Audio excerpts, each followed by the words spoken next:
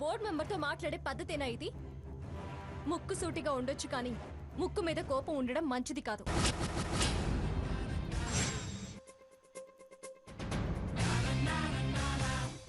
Self respect ఉండాలి కానీ అవతలి వాళ్ళ పట్ల ఇర్రెస్పెక్టివ్ గా బిహేవ్ చేయడం పద్ధతి కాదు.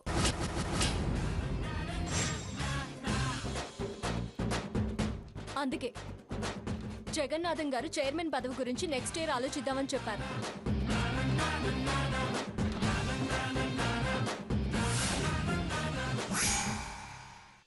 రేడియో ప్రోగ్రామ్ ఎక్స్పీరియన్స్ తో మాటలు మాట్లాడొచ్చు, అవతల వాళ్ళని మాయా చేయొచ్చు,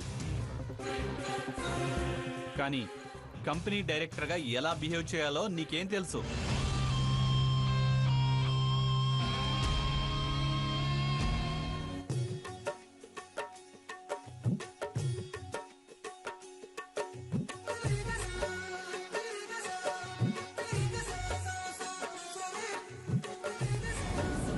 అందర్నీ వెక్కిరించడం గొప్ప అనుకోకు. గతంలో మా సాయం తీసుకున్నాం, అది మర్చిపోయి మాట్లాడదు. అప్పుడు ఏం అనుభవం ఉందని మమ్మల్ని హెల్ప్ చేయమన్నారు? ఎప్పటి సంగతో ఎందుకు? ఇప్పుడు నీకు బిజినెస్ గురించి ఏం తెలుసో చెప్పు. ఏంటి పెద్ద బిజినెస్ గురించి మీకే గొప్పగా తెలుసన్నట్టు మాట్లాడుతున్నారు? మీరేమైనా కష్టార్జితంతో కంపెనీ పెట్టారా? స్వయంగా ఎదిగి ఎండీ అయ్యారా?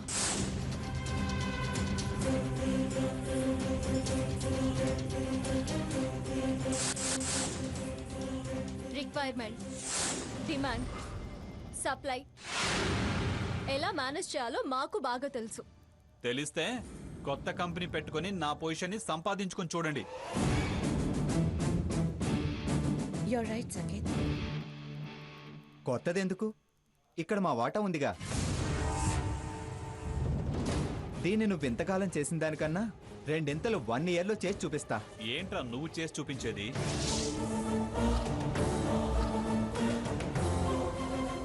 వ్యాపారం అంటే శ్రోతలు కోరిన పాటలు వేయటం కాదు. మరి నాన్నమ్మ కొంగు పట్టుకొని తిరగడమా? ఏంటే రేయ్, ఏయ్,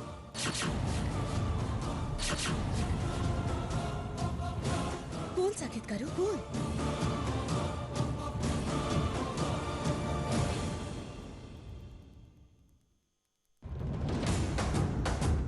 వాట్ ఈస్ దిస్? ఇదేనా బోర్డు మీటింగ్ అంటే? ఈ మాత్రానికేనా తగ్గదానివా తగినదానివా అంది? ఇలాంటి వాటికైతే మేము తగవులేండి. డీసెన్సీ లేకుండా ఎందుకు ఇలా చీప్ గా బిహేవ్ చేస్తున్నారు? మీ పర్సనల్ గ్రడ్జెస్ ఉంటే మీ ఇంటి దగ్గర పెట్టుకోండి. భాగి, అలా మాట్లాడతావేంటి? రెచ్చగొడితే ఎవరైనా ఎమోషనల్ అవుతారు కదా.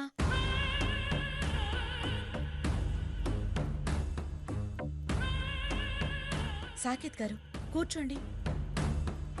కూర్చో భాగి. కూర్చోండి.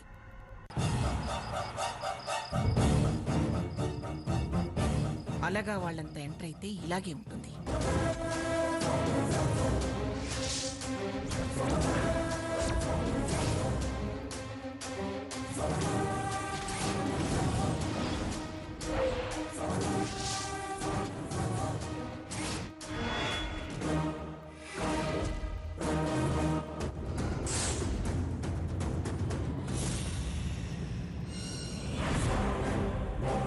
ఎవరి గురించి మీరు మాట్లాడేది? కుస్తీ పట్లకు దిగేవాళ్ళని.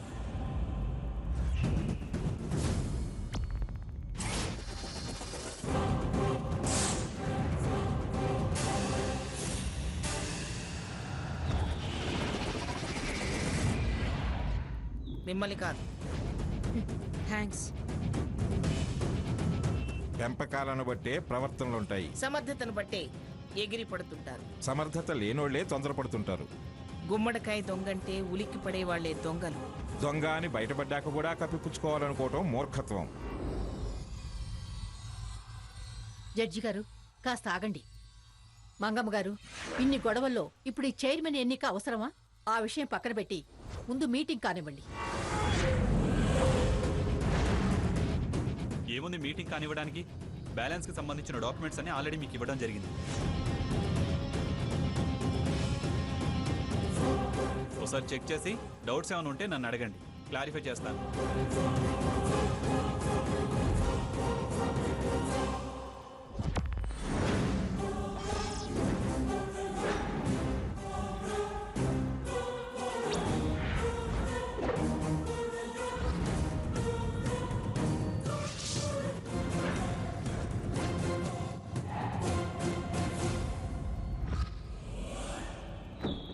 ఈ కంపెనీని అప్రతిష్ట పాలు చేయాలని చూసిన ఆ మృత్యుంజయని ఏ కారణం చేత వాటాదారునిగా ఇప్పటిదాకా కొనసాగించారు? Good question. అతను ఆ కేసులోనే శిక్ష అనుభవిస్తూ జైల్లో ఉన్నందున సంప్రదించే అవకాశం కలగలేదు. సంప్రదించాల్సిన అవసరం ఏంటి? నామినీకి రిటర్న్ చేస్తే సరిపోయేది కదా. నామినీ కూడా అతని పేరునే పెట్టుకున్నాడు. అదెలా అంగీకరించారు? ఇలా చేస్తారని ఊహించలేదు. ఓకే, మరి ఇయర్ వైజ్ బ్యాడ్ డెబిట్స్ ఎందుకు పెరిగాయి?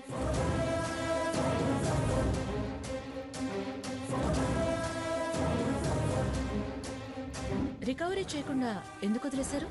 డీలర్స్ ఐపీ పెట్టారు. డీలర్షిప్ పేరు మారింది కానీ డీలర్ పేరు మారలేదు.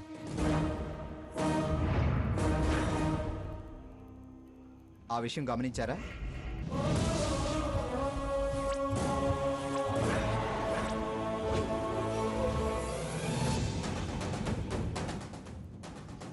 మేనేజర్ గారు, డీలర్ పర్టికులర్స్, అడ్రస్లు, స్టాక్ రిపోర్ట్లు రేపటికల్లా తయారు చేయించండి. అలాగే sir. Wages payments last 4 years నుంచి అలాగే ఉన్నాయి. పెంచకపోతే వర్కర్స్ ఎలా ఇంట్రెస్ట్ చూపిస్తారు? ఇయర్ పెంచితే కంపెనీ మూసుకోవాల్సిందే. వర్కర్స్ కి జీతాలు పెంచితే ఆ పరిస్థితి ఏమీ రాదు. డీలర్స్ ని మార్చకపోతేనే వస్తుంది. ఆహా, మాకు తెలియదులే. నువ్వు చెప్తున్నావు కదా, ఇక నేర్చుకో. కొనసాగుతున్న తప్పును ఎత్తి చూపితే సాగదీయడం సమాధానం కాదు, సరి చేసుకోవడం పద్ధతి. చూడండి మేనేజర్ గారు, లాస్ట్ 5 years అకౌంట్ డీటెయిల్స్ ఒక్కొక్క కాపీ మా అందరికీ ఇవ్వండి. మేము స్టడీ చేసి అడ్వైస్ చేస్తాం. అలాగే మేడం. 1 week తర్వాత మళ్ళీ మీటింగ్ కాల్ ఫర్ చేయండి. చైర్మన్ గారు, అన్ని డీటెయిల్డ్గా అప్పుడు డిస్కస్ చేద్దాం. మంచిది. వివరాలు పూర్తిగా అవగాహనకు వచ్చాకే మీటింగ్ పెడితే మంచిది.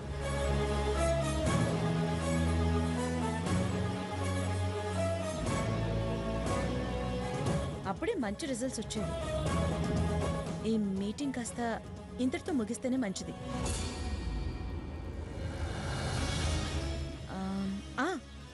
బై ది వే, నేను కొత్తగా కంపెనీలో ఎంటర్ అయిన సందర్భంగా లంచ్ మేము అరేంజ్ చేసాం.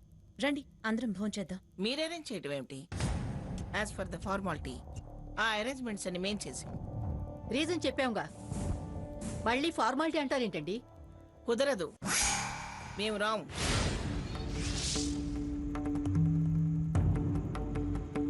సాటి డైరెక్టర్స్ ఏర్పాటు చేసినప్పుడు రాను అనటం పద్ధతి కాదు. మీ లెవెల్కి సాటి కావచ్చు, మా మధ్యన పోటీ ఉంది. తింటే మీరు వెళ్ళి తినండి, నేను నా మనవడు రాము. సీత, రామా. రారా రఘురాం, రామా. తాతయ్య గారు, అమ్మమ్మ గారు రానన్నప్పుడు మనం వెళితే ఎలా? ఇది కంపెనీ వ్యవహారం, డిగ్నిఫైడ్గా బిహేవ్ చేయాలి కానీ పర్సనల్ డిఫరెన్సెస్కి ఇంపార్టెన్స్ ఇవ్వకూడదు. కాబోయే చైర్మన్వి, నీకెందుకు ఇవన్నీ? లే.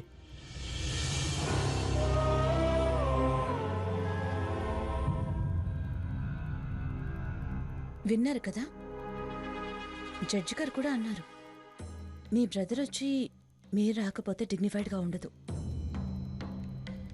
అతను అడ్వాన్స్ అయి గుడ్ ఒపీనియన్ క్రియేట్ చేసుకుంటే రేపు చైర్మన్ ఓటింగ్ మీకు నెగటివ్ అవ్వచ్చు. అఫ్కోర్స్ నా ఓటు మీకే అనుకోండి, కానీ మెజారిటీ మీదైతే మంచిది కదా. వస్తే బాగుంటుంది. పద బాగి.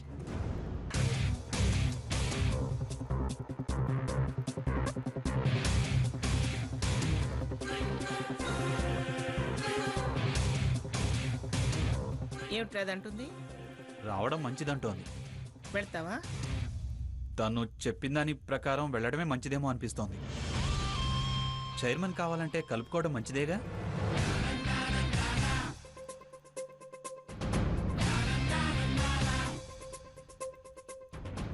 నువ్వు కుర్చీలోంచి లేచి పరిగెట్టేలా చేయకపోతే నా పేరు భాగీరథి కాదు, నా మనవరాలి పేరు హారతి కాదు.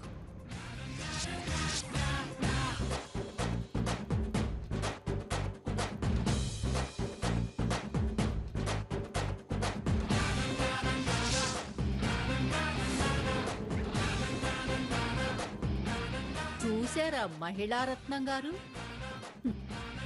ఇలా ఎంటర్ అయ్యామో లేదో ఎలా నీ మాటకి విలువ లేకుండా చేశావు? మెజారిటీ ఏకగ్రీవం అన్నావు, కానీ ఒంటరిగా మిగిలావు. ఇన్నాళ్ళు మీ గీత దాటని సాకే ఇవాళ గది దాటి బయటకొచ్చి నా మనవరాలి మాటకి విలువిచ్చాడు. మమ్మల్ని కాదనుకుంటే నువ్వు వద్దనుకునే ఆ మనవణ్ణి నీ స్థానంలో కూర్చోబెట్టాల్సొస్తుంది. వచ్చి మర్యాద దక్కించుకుంటావో వద్దనుకొని మద్దతు పోగొట్టుకుంటావో నీ ఇష్టం. ఏమిటి బెదిరిస్తున్నావా? అవును, బెదిరింపే. అంతగా వస్తే నేనే చైర్మన్ గా కంటిన్యూ అవుతాను. దానికైనా మా సపోర్ట్ అవసరం. ఇటు అనుకున్న మీ మనవడు అటవుతాడు, అటే కాదు మావాడవుతాడు. అప్పుడేం చేస్తారు? మమ్మల్ని సాధించాలని మీరు మీదనుకున్న దాన్ని పోగొట్టుకోకండి. భాగీరథి బెదిరించి గెలవలేరు. గెలుపు కనిపిస్తున్నా చూడకపోవటం తెలివిగల వాళ్ళు చేసే పని కాదు. ఒక్కసారి ఆలోచించుకోండి. వస్తారులే చాలని మీరు మీదనుకున్న దాన్ని పోగొట్టుకోకండి. భాగీరథి బెదిరించి గెలవలేరు. గెలుపు కనిపిస్తున్నా చూడకపోవటం తెలివిగల వాళ్ళు చేసే పని కాదు. ఒక్కసారి ఆలోచించుకోండి. వస్తారులే. భాగి పద. పద.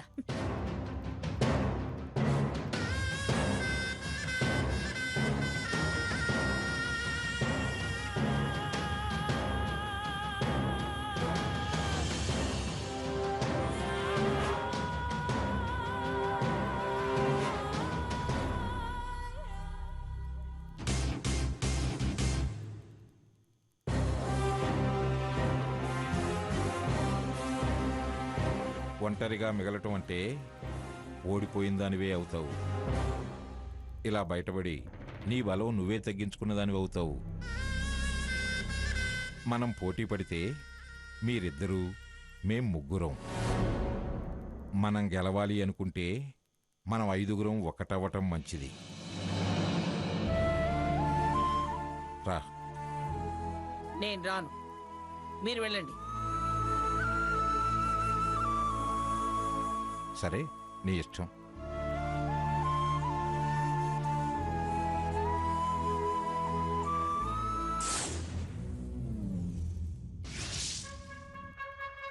నీది అనుకున్నదేది నీది కాకుండా చేస్తాం.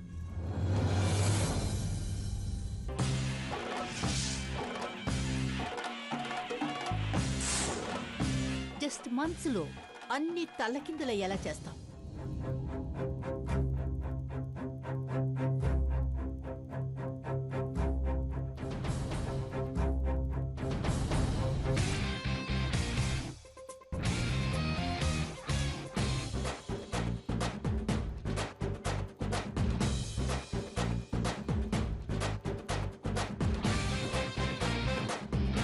చైర్మన్ గారు వచ్చేస్తున్నారు. రండి రండి, మీకోసమే వెయిట్ చేస్తున్నాం.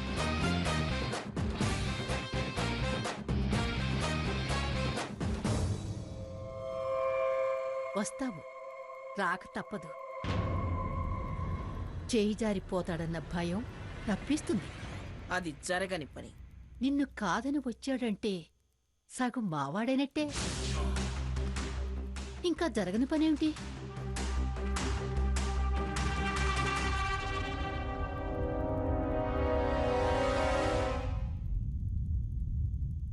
ఇది మంగమ్మ లెవెల్.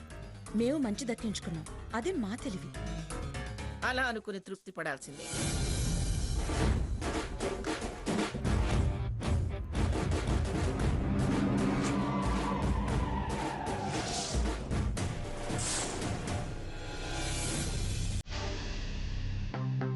నువ్వు నీళ్లు వదిలేసుకునేలా చేశావు.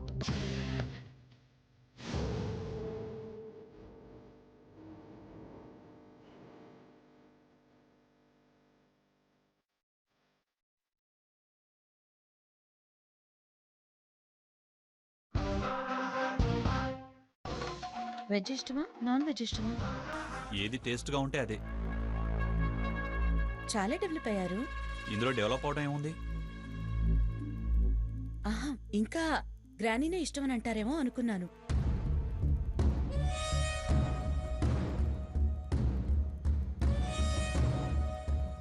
మీకంటూ ఒక టేస్ట్ ఉందని. చాలా బాగా డెవలప్ అయ్యారు. బై ది వే, పుల్కా చికెన్ ఫ్రై చాలా బాగుంటుంది.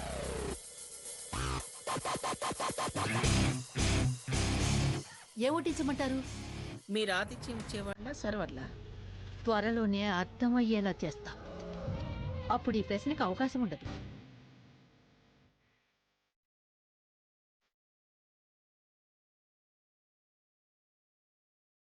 సాకేత్, ఏ వడ్డించమంటారు? మీరు ఆతిథ్యం ఇచ్చేవాళ్ళ సర్వర్లా? త్వరలోనే అర్థమయ్యేలా చేస్తా. అప్పుడు ఈ ప్రశ్నకు అవకాశం ఉండదు.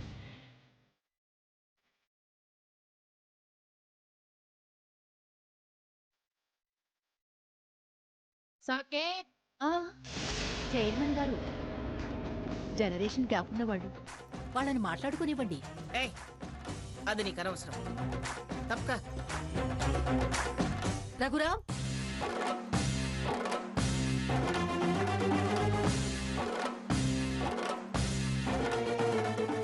రఘురామ్, చాలా కామ్గా కనిపిస్తావు గానీ నీలో కాన్ఫిడెన్స్ లెవెల్స్ చాలా గొప్పగా ఉన్నాయి.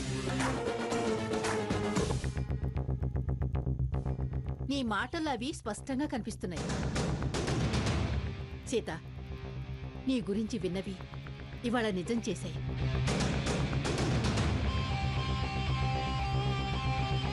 ఫస్ట్ మీటింగ్లోనే చాలా మెచ్యూరిటీగా ప్రశ్నించావు. చాలా అనుభవం ఉన్న దానిలా మాట్లాడావు. మీ ఇద్దరికి చాలా బ్రైట్ ఫ్యూచర్ ఉంది.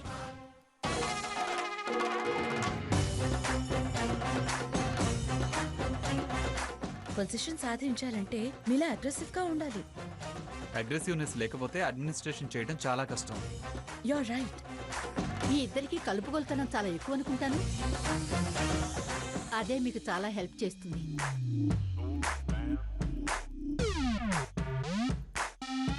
ఫ్రెండ్లీ నేచర్ ఉన్నవాళ్లే పబ్లిక్ రిలేషన్ మెయింటైన్ చేయగలరు.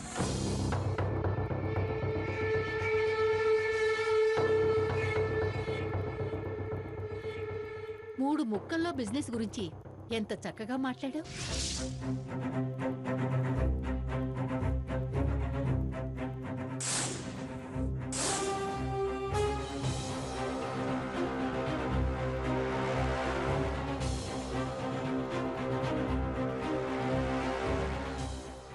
సాకేత్, ఏంటి మీ గ్రానీకి అన్నం తినిపించాలా?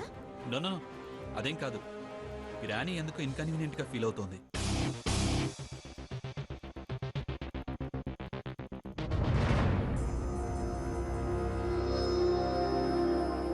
ఇవాళ డైరెక్టర్ అయ్యావు,